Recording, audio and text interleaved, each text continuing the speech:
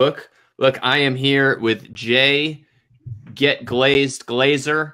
See, I had to make something up since you don't have a nickname, but I'm here with Jay Glazer out in NYC, holding it Woo! down in the big city. Excited to have you on. Jay, for my people here that don't know who you are, got to be very few because you're a pretty big deal. I'm pretty famous at this point. Right? So not many people don't know who you are, but for the couple people that don't know who you are, who is Jay Glazer? Jay Glazer is a 10-year real estate veteran. I am a born and raised New Yorker. There are very few of us. I grew up in Greenwich Village, Manhattan, and I still live in the neighborhood, although I do not live with my parents. That is a rumor. I've been trading real estate for the last 10 years. It's the only thing I've ever done outside of college. So I eat, drink, and sleep this stuff. And that's Jay Glazer in a nutshell. I also like to dance on the weekends. I love it. What kind of dance are we talking? You know, a little reggaeton, maybe some hip hop, maybe a little ballet jazz, you know, but if you see some of my listing videos, you get a sense of what kind of dancing I like to do. I like, well, you know, we saw the Keke video. I got to say, I'm not huge on the dancing videos, right? Like the guy doing the floss, right? He blew up, and then a bunch of other people did it, and they got way too many views. I'm being a hater right now, but whatever. But I didn't hate the Keke video you did because it was like kind of creative and you did it in a way that showed the property and you were funny like the whole time. I don't know. I feel like you did it justice. All right. You didn't just jump on the fad and, you know, so kudos to you. Thank you. Well, I will say we did use a professional videographer. I feel like some of the other dance videos were just like, hey, let's slap this together. So we actually had someone who had a little bit of a vision, and also, you know, it's in New York City, even though it's a $600,000, $700,000 property. In New York City, that's a tiny home. And how do you show a tiny home off without trying to be a little bit inventive? So that was the whole genesis of it.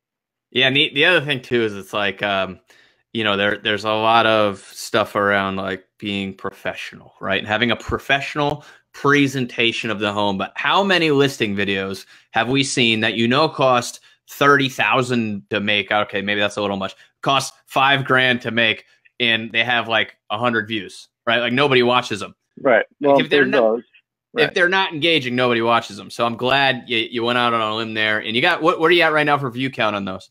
I think we're probably at this point up to 15,000. Last I checked, we were around 13,000, but that was only like a week, 10 days ago. So I'm sure it's still tracking in the right direction. Still ticking up. I love it. I love it. Well, give me like a 30,000-foot view of your business. You're in New York City. That's pretty foreign to a lot of us real estate agents. So just give me the spiel. What's it look like for you? Well, as foreign as New York City might be, and as exotic as New York City might appear, at the end of the day, fundamentally, we're still doing the same thing that most other people are doing. I think one of the major differences, stating the obvious here, that New York City has versus a lot of the other markets, is price point. So, for example, our average price point is roughly between $2 and $3 million any given year. So we do a pretty much a high price point. Lower volume. We're not trading 100 homes a year. We're not trading 150 homes a year. We don't have things like transaction coordinators, right, where people are just sort of filtering in all their deals and someone else is just distributing all the back end stuff. So we don't really do any of that. And also our listing process is substantially longer because we have approvals in New York City that you don't have other places, right? So in Texas, you say, I want to buy this home. You make the offer. The owner accepts. You sign the purchase and sales agreement. Bing, bang, boom. In 14 days, 21 days, you're closed. Here, you sign the offer, you agree to terms, you get the process rolling, and all of a sudden you have 90 days where you have to wait for the bank to formally approve the building, formally approve you, formally approve the appraisal, and then the building has to sign off and say, we like these people, you're in. So the process is much longer, laborious, frustrating, annoying. But for me specifically, our business looks like, you know, like I said, a luxury price point. We're what we would call more of like a small Navy SEALs type team, a la Tom Ferry's team structures. We really focus on smaller organization, but really giving a first-class experience to all of our consumers. There's a lot of team models in New York where they're 10, 12, 14, 16 people, and it's sort of like a shotgun effect where it's like, we have this listing, and then we'll just assign that listing to that agent, and there's no real relationship between the owner and the showing agent. Versus us, everything is distributed through me. So everybody on the Glazer team currently is in an auxiliary helping capacity, meaning like how do we make our brand as the Glazer team through me the best possible brand we can for our clients, as opposed to having different agents. So there's only 3 of us here in the office, a marketing manager and an operations director, and then me as the kind of active agent on the team. Okay, one thing I find interesting is, you know, we all talk about, yeah, all right, here we go. If you listened and wanted to watch the video, John Polly came through and posted the YouTube link so you can check it out. And then Caroline says, Keke, do you love me? Yeah. Tristan Almada, same thing, man. Everybody likes. I do love both of you very much. Right. And Katie says, hi, look, we're an interactive show, right? So if you're one of the people that are watching right now and you want to drop a comment, drop a question, that's what we do here, right? Like, ask a question. You want to find out what Jay had for breakfast this morning? Ask it. Like, bring us the value. We love interacting with people. So, she said the unedited is pretty funny too. You know, I think the people deserve the outtake reel. I think you should put it up. All right, I will see if we get our hands on the outtake reel, and we will throw it up. There are some takes we did that are a little aggressive. I'm not gonna lie.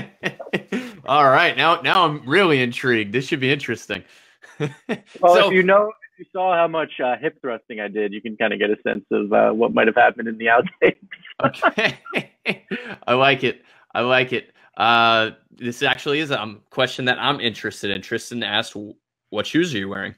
Should I just take one off and show it to the camera? Let's see it. I'm wearing blue. What is this? Blue. What's that material? I don't even know. Yeah, but what name brand? All right, you're a New York City agent. Name brand matters. Called Two Boot New York. I don't know. Two Boot New York. Is that good, Tristan? Is that good enough? That's important. Steve Halpern with possibly a more important question. How much do you lift? It depends. What are we talking, Steve? What do you want to know? Bench, squat, deadlift? I mean, I do them all, and you just got to tell me which one you want to know. All right. Well, look, we'll dive back in to some actual real estate related stuff. Well, that's a good question. How do you get your momentum going?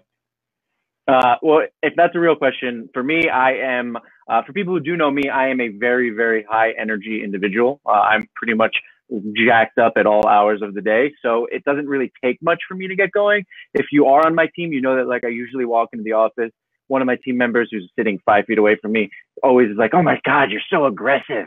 So like I'm always on high alert. I do wake up very early. I wake up around 5:30 a.m. I do, per Steve Halpern's question, like to lift in the morning, so I get, the juices flowing. I think I'm a big believer, Jared, in your body is your temple, and not to sound cliche, but if you take care of yourself, I think energy will sort of speak for itself. So I'm naturally just jet energized, and I feel like I want to kind of take down every day as best as I can. So have you ever had a day where you didn't feel that way? I don't think I've ever had a day where I didn't want to work to some degree. Because for me, like not working, I wouldn't know what to do with myself. So there are definitely days where I want to sit, like everybody wants to sit in my pajamas and like watch SportsCenter for 6 hours and eat Cheerios. But I still am on my phone while I'm doing those things simultaneously. So like one hand scooping the Cheerios into my mouth and the other hand just like responding to emails. Just like that. Okay. So Cheerios, that's what you eat for breakfast. No, I do not. But on days like that, I do. On days like that, I do. I love it. So one thing I think was interesting from the summit was that statistic that the amount of the 1.3 million realtors that do more than 25 deals a year is 3%, right? And I'm intrigued by the amount of licensed agents in New York City and the amount of transactions that are happening. I mean, if you have any insight, how crazy are those numbers and what's it really take to get a deal done? Like, you want to start in real estate and you start in New York City. Like, what's it take? Yeah, I mean, so there's a couple of questions in that one. Basically, for starters, I feel, I don't know how it is in your market or other markets, I feel like this business is an 80-20 or a 90-10 business. So I believe at any given moment in the 5 boroughs of New York City, there's around 29 to 30,000 agents, licensed agents. So it's a pretty big clip of people who are potentially trying to do business. But at the end of the day, it's like the same 500 to 600 to 700, call it, agents in New York that are doing all of the business. So we're carving out good relationships with each other because we're seeing each other time and time again.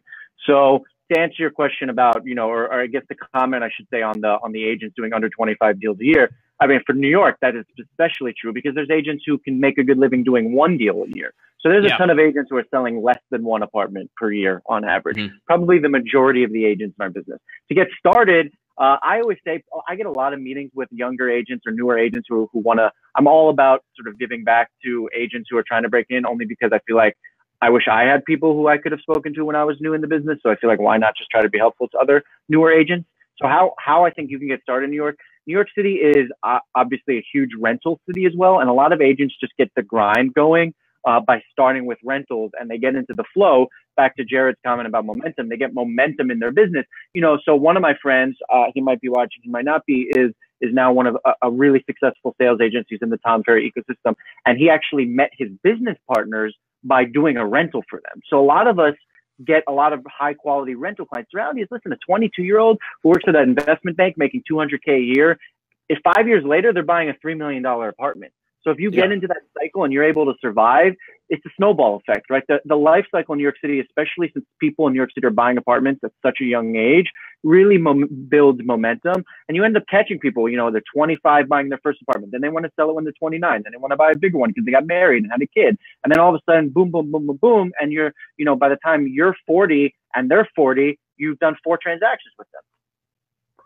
I love it. So you're talking about starting small, not trying to be a millionaire real estate agent your first day, and building those relationships, and then keeping those relationships, which I think is where a lot of us fall short. And so what kind of tactics do you like to do to keep those relationships so you can grow your business over the long term? For sure. So I will say, though, back to sort of just quickly on how to start in New York City. For sure. There is no substitute for hard work. I hate sounding like a cliche again, but like there's so many agents because of shows like $1 Million Listing, which I think is a great show, but it does glorify the agent in a way. They're like, oh, I just wake up one morning, I'm going to sell a $10 million apartment. Like, it does not work like that. So there is no substitute for hard work. People are like, oh, Jay, how did you get your start? I'm like, I grinded, right? I gained 25 pounds and just like sat there stuffing my face, stressed out of my mind every night, and just grinding it out, working 7 days a week. That's truly how I got my start. But anyway, wait, so what was the other question? I lost my train of thought. The other question was, you talked about how it's about making those connections and then building on those connections, doing more business. What do you do to keep those connections for the future business? Yeah, well, listen, I'm not going to sit here and say I do everything perfectly. I do not. It's funny, like I actually saw a listing go live today, and I sold her the apartment, and she was 20-something years old, and she just listed it maybe 6 or 7 years later. And I would be lying if I said I was very active with that person. So it's no surprise that she listed it with someone else. So, but what I do is I really try to be genuine and engaging with my clients to the degree where we become friends with each other after the transaction. So that the idea of keeping in touch with them is not inorganic. It's anything, it's super organic, right? So just last night, I had dinner with a client and a friend who's more of a friend now than he is a client. And we had a sushi dinner, just catching up. What's going on in your life? What's going on in my life? You might even be watching this later at some point because we're friends on Facebook. So it's just taking a genuine interest in your client and like actually having their best interest at heart.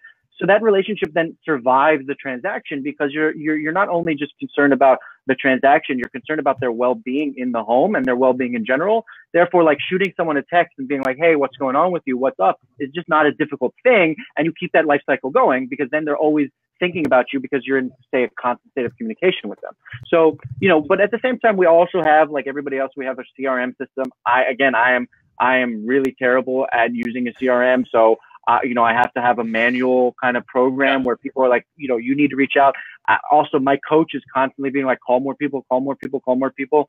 So I think it's all about just being constant and trying to stay in front of people and just being, and again, like I said, being genuine. If you're calling people and being like, do you have any friends, neighbors, or relatives who are interested in buying, selling, or renting? Like that. Yeah, but that's what the Johnny Hopkins book of real estate 20 years ago told me to do, man. What do you, I don't listen. Does anybody even know who Johnny Hopkins is anymore? I don't know, man. I don't know why I know, but I'm glad you brought that up because I know for me, like my systems aren't great for follow up, and I don't send them a market update every 2 weeks or whatever, right? Like I don't have all that. But I think what you said is the most important part that people breeze over is the fact the best way to get the clients back is to build a great, authentic relationship through great service in the initial transaction. I mean, that's better than any email drip campaign you can put on. I agree. Yeah, listen, I think you're not. It's human nature. You're not going to love every single client you work with. Sorry, clients. It's just the facts, right? You're not going to have a true, emotional and intellectual connection with everybody you work with. But the reality is, you attract like-minded people, so you actually will have a good connection with the most of the people. Not everyone, but most of the people. So, so communicating with people is just not that hard when you have that real connection. So, all right, we're talking about how to get started, how to, build the business there, what you thrive on. What do you see people doing they shouldn't be doing? Like, what do you see people doing in your market right now that just kind of says, man, that's not going to work for the next couple of years? Yeah, well, for starters, I think that's a really good question. I would say I see a lot of people, again, going back to being genuine, like, it's kind of like Matthew Ferrara for those who were at Summit, listen to his talk about just sort of being your genuine self and bringing value in a genuine and honest and sincere way. I think there are a lot of agents who, again, their foray into the real estate space in New York is like, oh, $1 million listing, I'm going to sell a penthouse in Soho. And they start doing video logs or vlogs or Instagram, or they do these tours of all these new development properties, being like, look at this amazing space I'm in. Listen, if you don't have the track record, it's very unlikely someone's going to be like, oh, I saw that you were at this project, I want to spend $6 million with you. Right? That person who's spending $6 million is being referred to 15 agents in New York City. So you really have to build a foundation in New York, where you can't just listen. I'm a firm believer in envisioning like what you want for yourself and saying, I want to be a luxury broker, and then really going after that. But not if you're going 0 to 60 without going, 10, 20, 30, 40, 50 in between, right? Like you can't turn on the car and instantly go 60. So I think for me, I see a lot of agents who are are basically faking it. And I'm not about faking it till you make it. I am about being aspirational, but people fake it, and then it's like, well, why is my business not growing? I'm doing everything I'm supposed to. Like, if you're 23 years old, there's nothing wrong with selling a $400,000 studio. Like, that's the person who's going to gravitate towards you. Then those people, like I said, are going to turn into $1 million buyers 3 years from now. So that's a lot of that. I think that's an interesting dynamic, though. I just find it interesting because I know, there is a certain amount of fake it till you make it. And I think there's a certain amount of it that is almost not required, but I mean, I walk into the highest price point listing I'm ever going to get, and I'm going to walk in there like I own the place and I'm perfectly fine to it. You know what I mean? You gotta put off the vibe that you're capable of being the millionaire real estate agent before you're being the millionaire real estate agent. But I know what you're saying. There's a difference between being inauthentic and just, I don't know. What do you think? Because there's a little bit of that comes into play. I think there's definitely some magic in believing that you belong in the big leagues and that you should be slinging $10 million homes. I'm all about that mindset. Having said that, you learn the business through fumbling through a cheaper sale, right? There's people are like, I don't want to do rentals. I get a lot of people are like, I'm above rentals. And what they forget is that the rental transaction in New York City can still give you amazing, tangible, hands-on experience in the sales process. So rather than being what's your average rental price point? I mean, as I say, you should do rentals. I really don't do rentals anymore. Yeah, I know, but you're at a different point in your business. You're talking about starting out. I mean, listen, when I did rentals, I was doing $3,000-$4,000 rentals. I mean, that was a very realistic part of my business. And when I would get that $2,000, $3,000 commission check, my eyes would light up. That was real money for me. But I also took all of that experience and bundled it up into how to become a better agent top to bottom and funneled that into my sales skills. So what I say about faking it till you make it is you should fake the idea that you belong in the big leagues, because you have to have aspirations and you have to have a goal that you're trying to work towards. But you also, I think, really fundamental. It's like, let's put it this way. Everybody wants a six-pack and huge muscles. and we all want that immediately. But the reality is it takes 5, 6, 7, 8, 9 years of hard work in the gym to get there.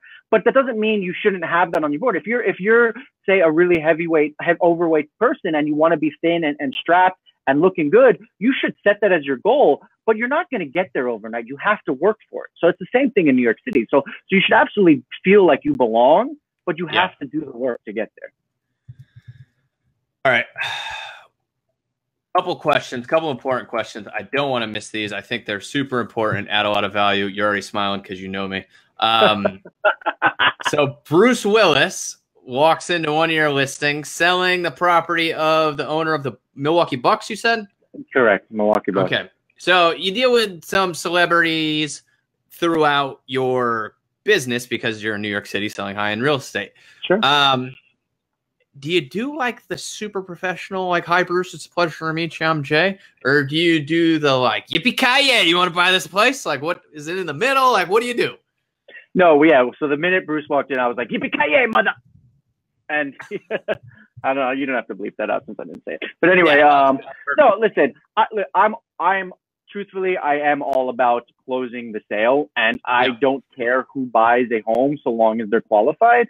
So when he walked in, he was wearing a baseball cap. He was like aggressively tipped down so as not to sort of give off who he was, I guess. Yeah. And I even though it's like him. It's just you and the agent in the appointment, and you know who he is. Well, you know, they actually didn't give me the name ahead of time, so I didn't know that he was coming. Or I don't remember the full details, but basically, he was very quiet and understated, and was not looking to cause a scene. I think there are celebrities out there who are like, "Hey, I'm a celebrity," and they want to showboat and walk around the property and be like, "Look at me, I'm the shit." Ooh, sorry, can I say that on Facebook, man? I don't know. I gotta mark it down when I put it on the podcast that this is an explicit episode. Thanks, Jay Glazer. Sorry, everybody. But now you got free pass for the rest of the episode, so it's whatever you want. So like I try to mirror, right? I try to, when I have a client do an experience, there's nothing I dislike as an agent more than when you walk into a home and the client is like calm and centered and just wants to do their own thing, and then the agent is just like yapping. So he was a quiet, let me do my own thing type. So I just kind of embodied that with him, and then he ended up buying the home. So obviously I must have done something right there. But like I said, then there's some celebrities who want to come into a home guns blazing, and if they want to have a good time with you, then I'll have a good time with them. What's most fun celebrity-ish experience you've had? You know, when my first couple years in the business, I got to meet. I know he's not a huge celebrity, but in New York, he's pretty well known. There's an actor named Alan Cumming. I don't know if that rings a bell. Pretty horrible name. In one of the X-Men movies, he plays Nightcrawler for X-Men fans out there. Like back horrible, horrible. But back in the day, anyway, he's a real well-known stage and screen actor. He's a super big personality. Like, he was really playful, and so we had a lot of fun just walking through a couple homes together, like, you know, making jokes about the bathroom and whatever, you know, kind of like just lame, silly humor. But that was a really fun experience, and you know, that was my first real foray into dealing with a celebrity. He actually cold called on a listing, and then I was like, oh shit, you're Alan Cumming, and I really tried to work it. I didn't end up selling him anything, but that was a lot of fun taking him out. What about old Gwyneth? So Gwyneth, again, was super sweet, super nice, really low key. I think this is the thing that I experience with celebrities is that they're very insulated. So they have someone for every compartment of component of their life. So like the financial manager, the business manager, the life manager, the acting manager, and they have all these different people. So first of all, they're very insulated. You don't get that much interaction with them. And then second of all, once you're hired, typically you've been vetted by so many different people that there's just an assumed trust level. So she was actually great to work with, because she was basically like, sell my home, get it done, call me when it's over. And that was, you know, as an agent, who doesn't want to be given that kind of autonomy? Those are the best. The best client. You know, versus the client who like needs to know every detail of every day. Like, what are you eating for lunch? You know, where did you get the set of keys made? Is it gold? Is it silver? You know, like obviously we all have clients like that, and I'm you know, halfway joking. But she was great because she was just like, here's what I want, here's what I need. If you're going to execute it, get it done, call me. And we executed the plan great and sold her property well over the asking price. So selling these properties, right? Like, I have what I do for a marketing plan to sell something in San Antonio, Texas, right? Like, what does the glaze, like, when somebody gets glazed, all right, that's what we're calling it now. I talk to your marketing guy. I'm going to give him some good ones. When somebody gets glazed and you list their house, what's that marketing look like? Like, what are you doing to sell these properties? Yeah. So, I mean, it's for us, it has to be property by property. So, for example, with the Keke video, that is obviously not a type of video that every owner is just going to be gushing over because they think it degrades the property. You know, I actually had one agent reach out to me and was like, "This is the most embarrassing thing I've ever seen." I was like, "Thank you so much for your feedback." So, you know, it really depends on who the client is. We actually shot an amazing video that was probably my all-time favorite video for Gwyneth's apartment. But she felt like the video struck a chord too much and that people might misconstrue the message. So we actually weren't even allowed to use it, which kind of stunk. So for us, it's all about who the client is, what their property value is. You know, does it merit a certain extra amount of marketing? But specifically, again, like we probably don't do things all that differently. Like, our team is hyper focused on what we call pre-sale presentation. So we don't just want to, you know, call the owner and be like, "Hey, photos are at 4 o'clock on Tuesday," and show up at 3:59 and just start shooting. So we spend a lot of time. My family's background is my mother's an architect and my dad is a retired kind of fashion mogul. So I kind of fuse those two things together, or it's an eye towards design and architecture, and an eye towards design and trend. And we really go through each property and try to make the home look as good as possible, so that when we come in with the photographer, we have a very specific image for how we're going to tackle each angle. So really what we're trying to do with our marketing is just leave a more lasting impression with the consumer base than other agents are doing with their property. I love it. John Polly says, "Keke video is a purple cow. Haters gonna hate." I don't know. I don't know what a purple cow. What does a purple cow mean? I'm not sure, John. If you give us some clarification, I appreciate it. I know purple cow is my favorite flavor of ice cream at Buttonwood Farms Dairy in Connecticut. Shout out to Byron Lazine. I need to make it back up there next summer. Yeah, Byron. Why are you holding out on me, Byron? Yeah, if he hasn't sent you any Buttonwood ice cream, he's really not your friend. Yeah, so, where's the follow up on that, Byron? Yeah, he's got I know it's just him, but he has a company. He's one and company. He should have somebody to get you some ice cream. So on the marketing side, you know, I love talking about this stuff. We had some great conversations about how marketing is not going to be for everybody, right? Like if you put out marketing that everybody likes or nobody's offended by, it's probably not really great marketing. Yeah, so agreed. I mean, look at the Nike. The Nike ad is offending half the universe, but it's starting a conversation. Oh my goodness. Yeah. Yeah. Oh man. Are we going to dive down that rabbit hole? No, I don't want to go down that rabbit hole. No, I know. Though, it's effective marketing, right? It's like that expression, all news is good news or whatever, or, you know, all PR is good PR or whatever. Yeah. It's a Seth Godin thing, apparently, the purple cow. It's worth a Google. It's worth a Google. We'll have to check it out. Thanks, John. We're an interactive show. Keep dropping comments. Keep dropping input. We love to chat. But yeah, on the marketing side, you know, have you done anything that maybe people disagreed with and has done well for you? What would you say to people that are like, you know, are afraid to offend or just afraid to kind of like put marketing out there, right? Because we're just like, what are people going to think if I put this video out? So that's actually a great topic for us and my team specifically. So we used to do the generic listing videos where we just sort of pan the camera up, down, left, and right. And, you know, my feeling on that was like, why are we shooting a live version of our videos? They are doing the same effect. Then we started adding people into our videos, but the person was just sort of in a very basic way, interacting with the property. Then we created a narrative, and actually we had this really sexy property that ended up having 17 offers on it, which in New York City and anywhere really is a lot of offers. And we shot a video that was actually by some definitions offensive to certain people. It was viewed by some as a sexist video, where it sort of talked about, but our image was that we wanted to target a specific demographic that might feel like the video is speaking to them.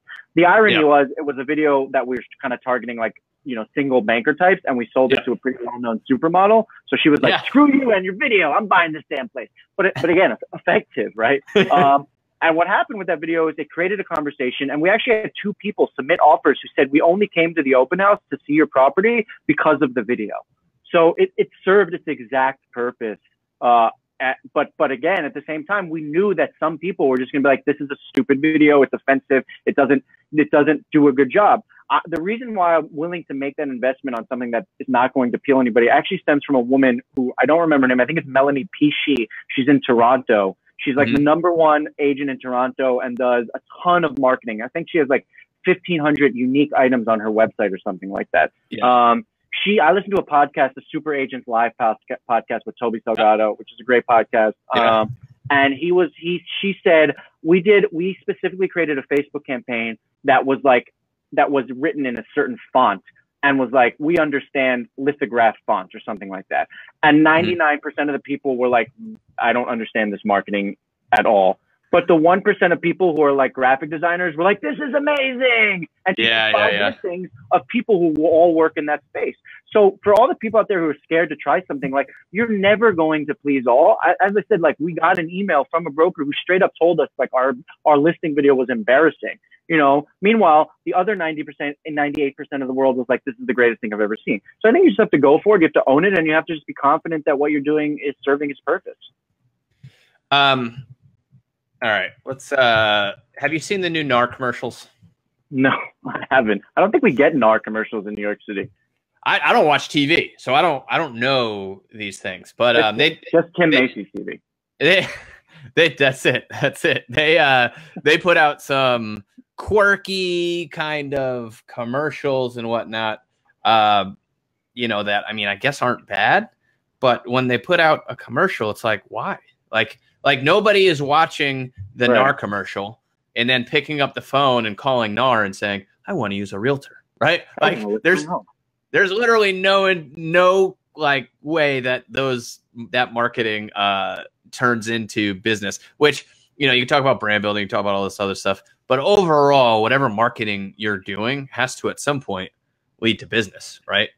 Yeah, or help get to business. So in that particular building, actually, we ended up getting 2 additional listings. One of which the owner was basically like, okay, so what's my video going to be? It was really like a come list me call, and we had to show them that we were willing to do a video, and they also loved their video. Their video was a modern dancer dancing around the apartment. She was dancing on the kitchen counter. She was dancing on the bed. She was dancing in the bathtub. It wasn't provocative or anything. It was just really elegant and interesting. And they loved the video. So the reality is, yeah, listen, video can lead to additional business. If it resonates with people.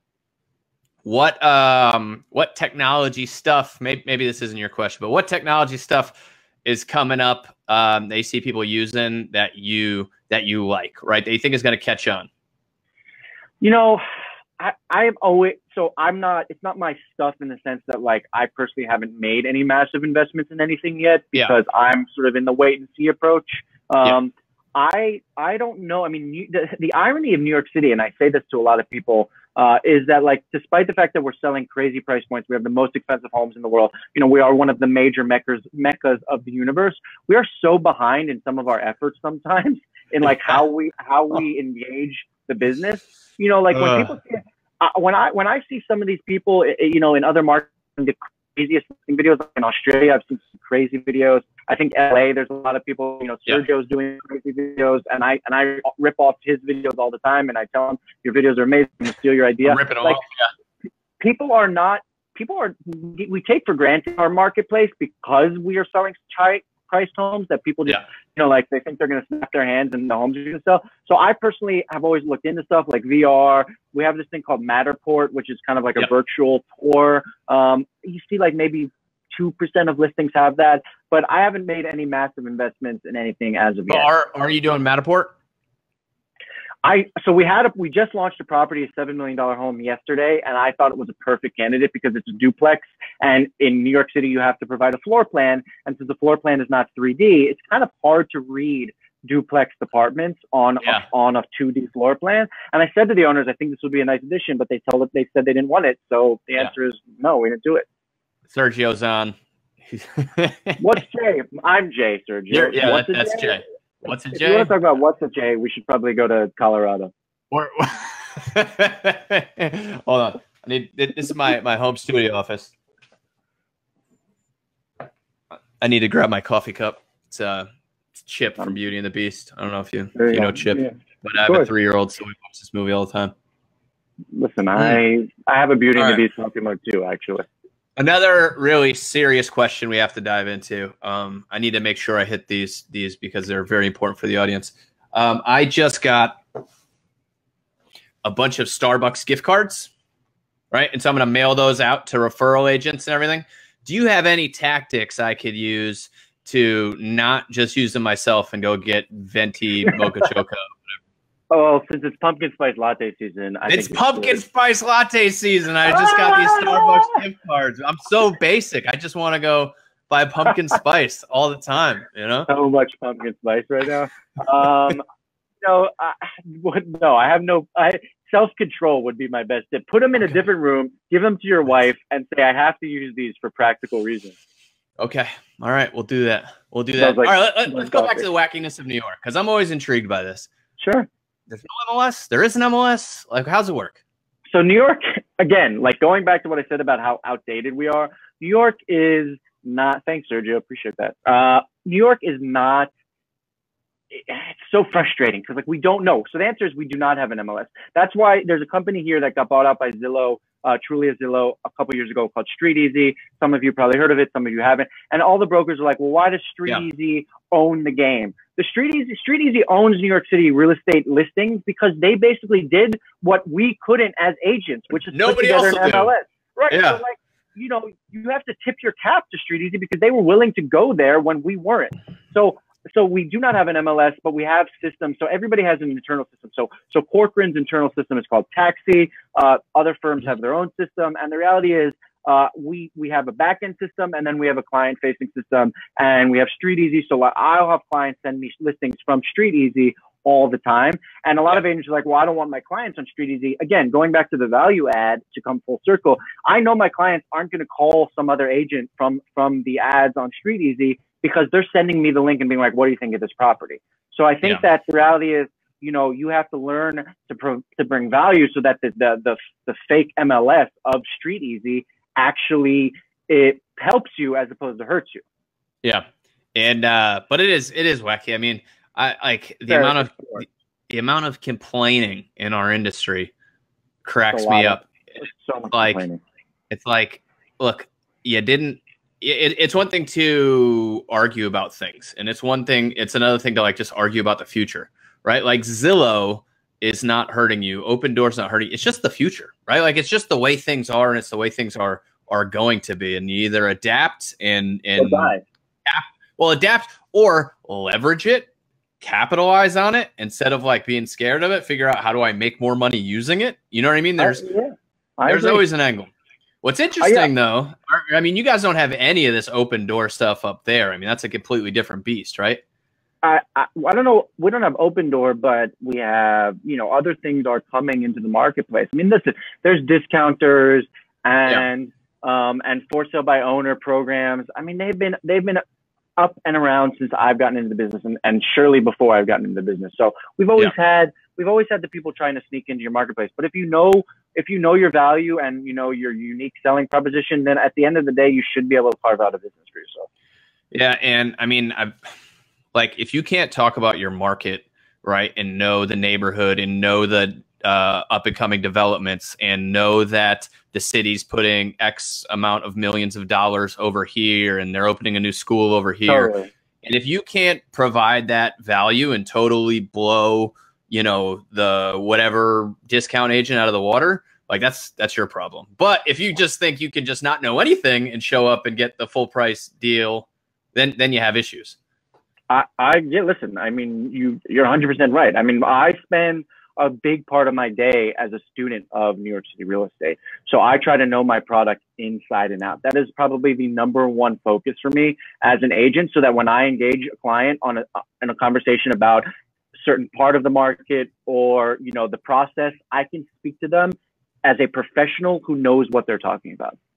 I love it. So what brokerage are you at there? Corcoran, Barbara Corcoran's shop. Corcoran, okay. She has no relationship. How's Barb? She's good. She's the best. I haven't seen, it's funny. I used to work at another company and she would walk down the halls, like do her little, hello, everybody. It's me, Barbara Corcoran. And actually, now that I'm at Corcoran, I haven't seen her once since I've been here. Man, it's so sad. I just figured you were like pitching her ideas all the time, right? Like your new thing, like your newly designed Q-tip, better for cleaning ears. Like, I don't know. I'm sure you got plenty of great ideas to pitch her.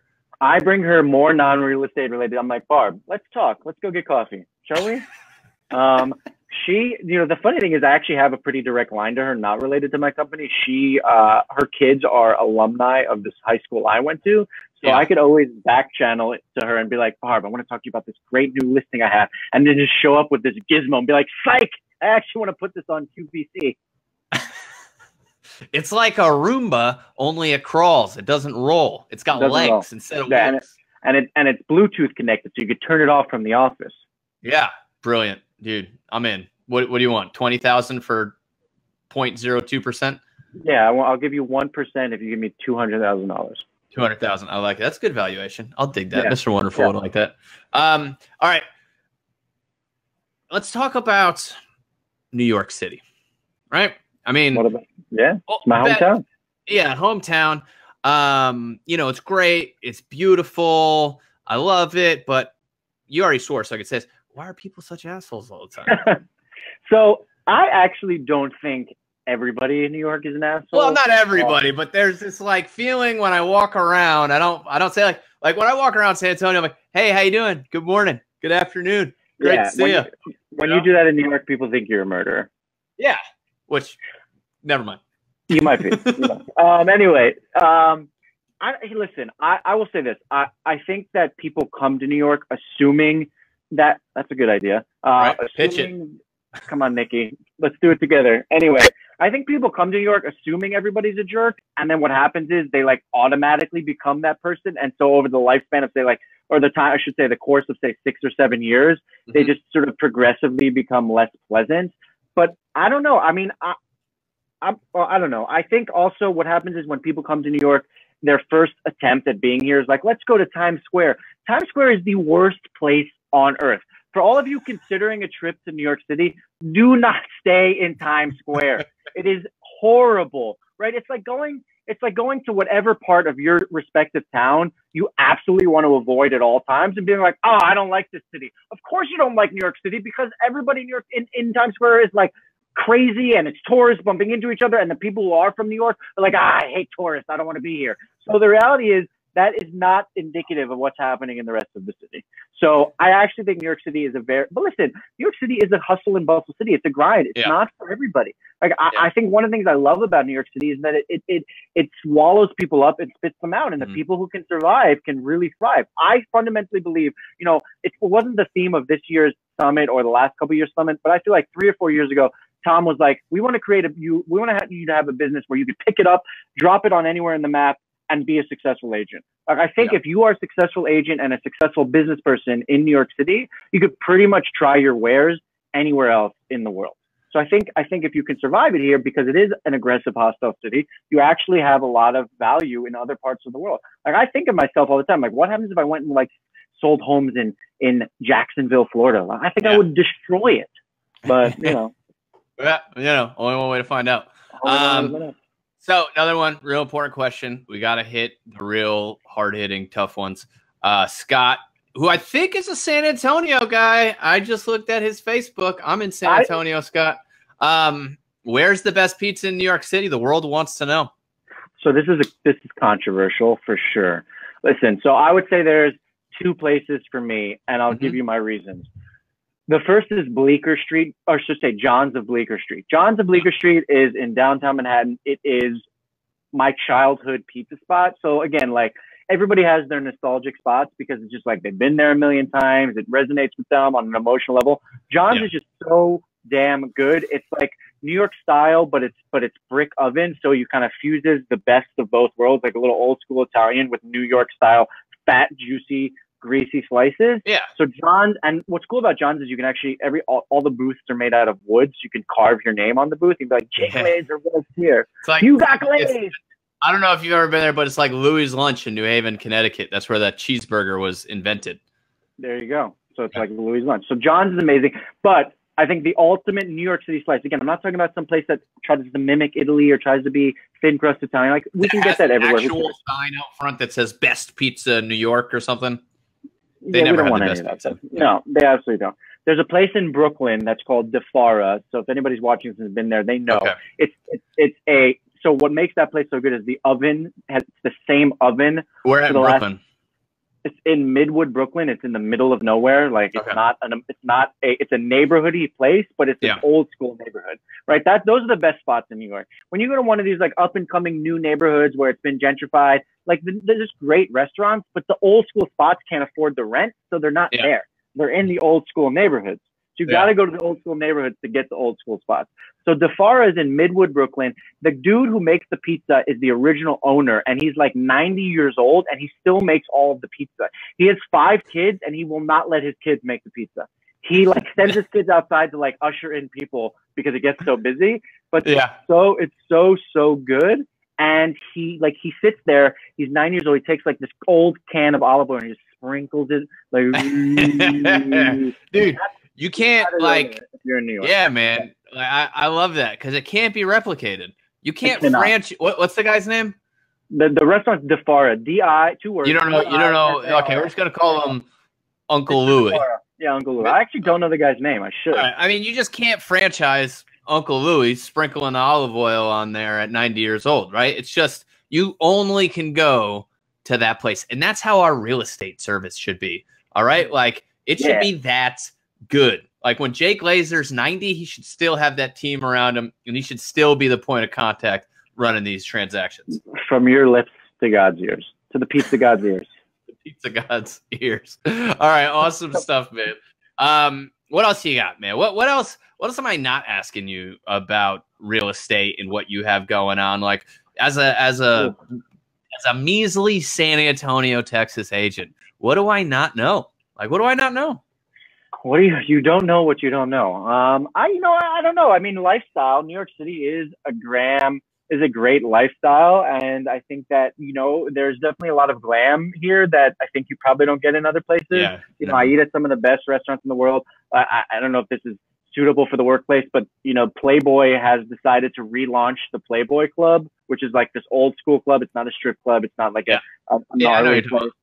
It's and like a buddy of mine texted me yesterday. He's like, "Do you want to go to the opening of this?" Like to me, that's the quintessential New York City experience where like you get invited to this thing that a lot of people are paying attention to. And it's not like you went through a ton of pains to get into this thing. Some dude just randomly texts you and is like, "Hey, I'm going to this. Do you want to come?"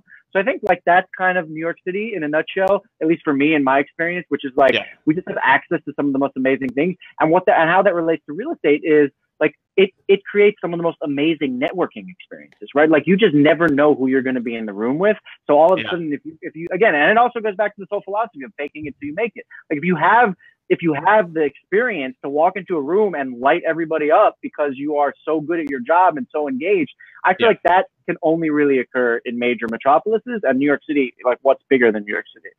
I love it. So if I go to Summit, right, or I'm in my Tom Ferry stuff, I can either cold call expires and canceleds, or I can go to the opening of Playboy's new nightclub. Those are both lead generating activities. That's what we're saying. I mean, yeah, that's exactly what we're saying, actually. I mean, listen, but that's the other thing is like, what New York City is so frustrating because we actually we have to pay for lists of expireds. Like there's no definitive expireds list. There's no definitive FSBO list. There's no door knocking here. So in reality, like obviously not everybody's going to the opening of the Playboy Club, but like people will go to say the US Open, which is happening right now, which is again, an amazing event. It's the most lucrative sports event in the world. A lot of people don't know that because it happens over the course of 2 weeks. And you could be sitting in these pedestrian seats, but because you spent $600 a ticket because it's that hot of a ticket to get into, you could be sitting next to like some fashion mogul and just strike up a conversation. I love it. I had a good question. I lost it. I got distracted by the comments. Comments are distracting, man. You know what I mean? I try to keep the people engaged.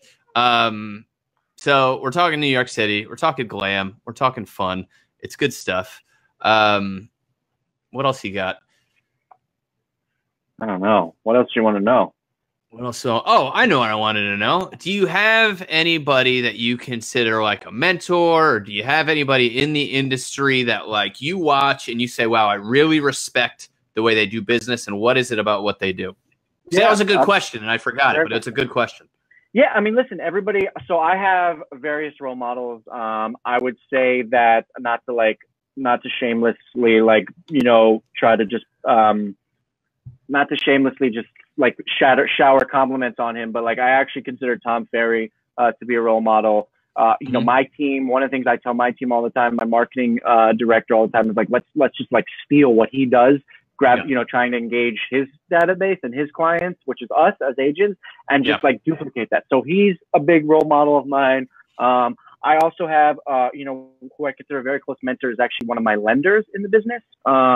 He is, yes, he has a role in my structure and my process because he's underwriting loans for a lot of the clients, but he's basically been one of my mentors. He's like a big brother to me. What I love about him is just voracious work ethic and his tenacity to get deals done. So he's always like, again, going back to the idea, like, do you ever take a day off? This dude is in the office at 11 o'clock at night regularly. If I'm like, okay, I'm a little tired today, I'm like, what would Scott do? And Scott's in there grinding it out 7 days a week. I'm like, okay, I don't need to be a little bitch. I can work a little harder. So that's kind of one guy. And then also within the business, I mean, listen, there's agents who I kind of steal from. I will say, like, all the agents, Sergio, Byron, there's so many agents in so many different markets where you just see little things that you're trying to basically engage and kind of absorb into your business.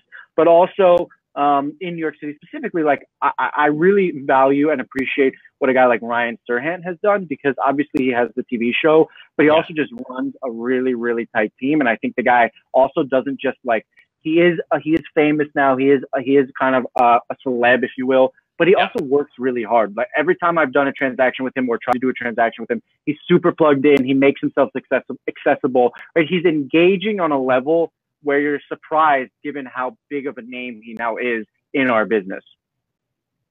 I love it. Yeah. One thing with him too, what I like, cause I mean, I didn't follow the guy much. I don't watch the TV show. Right.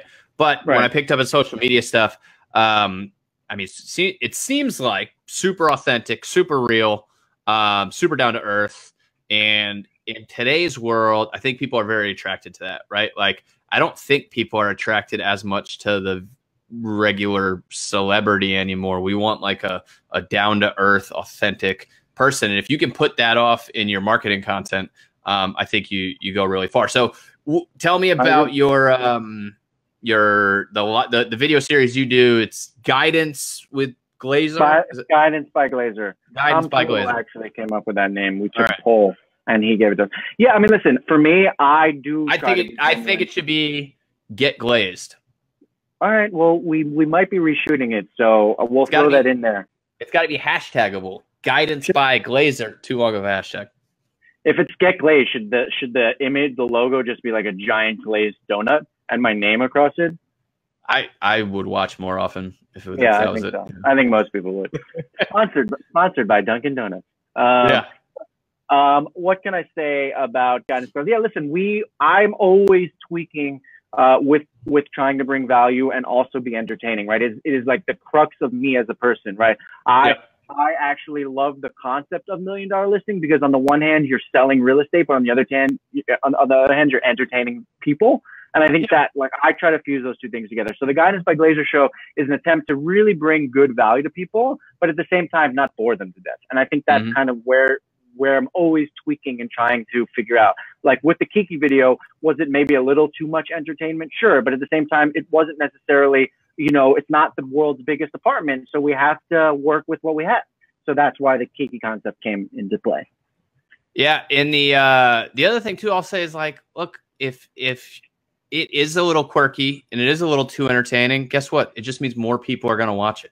That's right. True. If more people watch it, it's more exposure for your listing, and you're trying to get this thing sold, not trying to make yourself feel good.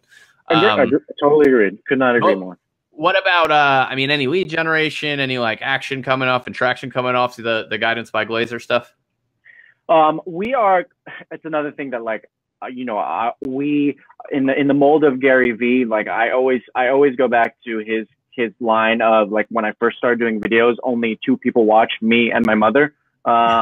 And I think there's like a ton of, that's like the thing that helps me sleep at night, because our Guidance by Glazer videos haven't generated as much as we'd like, you know, as much as, you know, I just want to be honest with people watching and paying attention. Like we'd like more. So we're constantly tweaking, like, do we do it organically? Do we spend, you know, for example, the people who do engage us on Guidance by Glazer are other agents. So like, if it helps us with our referral network, then that's what Guidance by Glazer serves, right? It's like what you said, like if the technology and the business is changing, you can either adapt or you can, you know, you can leverage. Like, so I'm adapting to the reality of who the Guidance by Glazer videos are serving. So if a mortgage lender is like, this is an amazing video, then I can call that mortgage lender and be like, I'm glad you like the video. Just so you know, this is the kind of value you can expect from me as an agent if in fact you have a potential seller or a potential buyer in your database. I love it. So we usually get a couple thousand views on this, hopefully a couple hundred downloads, YouTube, some other stuff. So hopefully a lot of people are going to see it. What do you want to leave the people with? What's your one glazing statement or thing or pointed, impactful statement you want to leave people with? You got to change lives, Jay. Change lives. Whatever you think. Whatever you think. Maybe it's about putting the cell phone down every once in a while. I don't know. Whatever you think your thing is. Definitely not about that. Do not put down your cell phone. I'm just kidding. For me, my thing is, I feel like if I leave this business tomorrow and I said, like, what's the one thing I got right? It's that I've always been me. Like, I'm always genuinely me, and I don't struggle to be me. I think that for those people who say, oh, I'm scared of video, or I'm scared to do this, or I'm scared to step out of my shell, like, own who you are and just roll with it. If you're a clumsy person, then find other clumsy people to work with and be around. Like, just accept who you are. I'm clearly like a crazy, goofy, whatever guy. You know, I have my crazy glasses and stuff, but like, I own that, right? I go deep with it. I don't try to cower from it. So for me, if I'm leaving the people with something, I'm saying it's just like, truly be true to yourself. Dude, do you have like the silhouette logo of yourself with the glasses? We've actually, you know, not jokingly, toyed around with it for many years, but we don't actually have anything. Oh man, you got to do it. That would be great. That would be good, especially the blue glasses, which I don't have right now. But for sure. Well, listen, I'm glad you brought that up. My aunt is Jane Macy with Sotheby's on the Connecticut coast, and she's like super luxury and does she sold the Taylor Swift house in Watch Hill and whatnot. Nice. And like, I'm like, man, I don't know if I can do luxury, right? Look at me. I wear a t-shirt. I'm just, you know what I mean? Like you said, I am who I am. So how do you feel about like owning that and still going after the big stuff? Listen, there's an agent. You bring up a great point. There's an agent I can think of in New York City who is controversial, but he has a huge business. He sells a lot of real estate. He refuses to dress up. He rides a bike to every appointment, so he's oftentimes in a t-shirt or in something that allows him to not, sweat half to death when he's biking to appointments. And like, that's his MO. And listen, I would be lying if I didn't sometimes be like, why would someone hire that guy? Like, what's the value to them? But at the same time, like, it's his brand, so people clearly feel like they can connect with him on a genuine, real level, and he just owns that. So listen, I don't think that, like, I think at some point for luxury, you do have to at least live the lifestyle, and perhaps most people in assumed luxury price points aren't wearing t-shirts. I don't really know, but I think at the same time, like, you have to be your own version of luxury. Like, I love wearing sneakers. I wear expensive sneakers, a la Tom Ferry. Like, so I'm not walking around in like scuffed up, crappy sneakers, but at the same time, I do show up in suits and sneakers all the time. Yeah. I think that's probably where my biggest disconnect is. I don't live luxury. I don't have any ambition though to live luxury. I had Christoph Chu on here, and he was like, "That's the thing. You got to live luxury if you're gonna do luxury." And man, I drive a Toyota Corolla, and I couldn't imagine spending a bunch of money on something else. Listen. To your point, I'm not a car guy. I own a car in the city. Yeah. It's certainly a nice car, but it is by no means a crazy luxury car. But I know there's probably something in your world. Okay, I know you don't value luxury, but you value video, and you would probably geek out on spending a crazy amount of money on amazing video equipment, right? So maybe you got to upgrade. the video equipment and be like, this is what it's like to spend a lot of money on stuff that I love. I don't know what to tell you, man. I just got the 300. I'm just cheap, man. I don't know. I can't really, you know. Well, if you're cheap, then how are your clients going to feel when they're like, do I really want to hire the cheap guy around? Well, I spend money on their marketing. All right. There we go. I think we need an intervention here. I gotta go back to the drawing board on that one, huh? You know. No, it's good stuff. It's good stuff. Look, I've had you for an hour. Wow. John says cool interview. Nikki says OMG yes, and what she's saying OMG yes to is glazed donuts. So the people have spoken. Glazed by Glazer with the donut logo. That's sponsored by Dunkin' Donuts. If you could get Dunkies on, I'd be, because I'm like, I get my Boston accent as soon as I roll up to Dunkies. I don't know what it is. I walk in there and I just need to get myself some Dunkies. I'm at like the top of my game when I have like an iced coffee with like a lot of sugar in it. Yeah, like it's just it's off the charts. I bring Mick with me and it's like it's great, man. You know. Oh, I'm gonna get me a donut from Harvard Yard. From Harvard, yeah. That's it. They got all the flavors there, though. They got all the flavors I could possibly want at Dunkies. Anyways, I got to cut that out. I am going to do, that's what I've been saying for a while. I'm going to do the, if I do this, I need you to commit to being in with me. But you don't have drive-thrus down there, do you? We have walkthroughs in New York City. You have walkthroughs. Okay, so I have this thing I want to do called the Dunkin' Challenge, right? Sure. Hashtag Dunkin' Challenge. It's where you go to Dunkin' Donuts and you order a coffee or whatever the heck you're getting with the worst Boston accent you can possibly. All right, I'm in. I'll do it next time I do it. Okay, now that you're in, this is the accountability wins, right? This is what I need. I need somebody like Jay Glazer to be in. That way I'll do it, and he'll do it, and then the thing will take off. I just have to work on my Boston accent first. Yeah, you know, have you ever watched Tom Brady in the fourth quarter? It's like he's unstoppable. He's unstoppable, and that's what you need to be when you do the Dunkin' Challenge. Unstoppable. All right, hey, where can people find you? I'm forgetting to do like all the things we normally do. What happened to my TV behind me? I know. The battery died. Oh, that's terrible. So I'll drop in the comments, but you can find us on Instagram at the Glazer Team, right? Our Facebook page, Glazer Team. You can always friend me, Jay Glazer. And then you can find us on our website, which is pretty badass, which is the Glazer Team. No, shit, Glazer Team. All right, man. They're getting fed from my marketing guy. He's like, you're an idiot. I love it. I love it. Well, next week we're at Marketing Edge in Austin. Should be fun. I tricked them into letting me be on a panel. We'll see how that goes. And then after that, on Thursday the 13th, I've got Rhett Harmon, who's a pretty cool dude. So, Jay, thanks for being on, and y'all better tune in next week.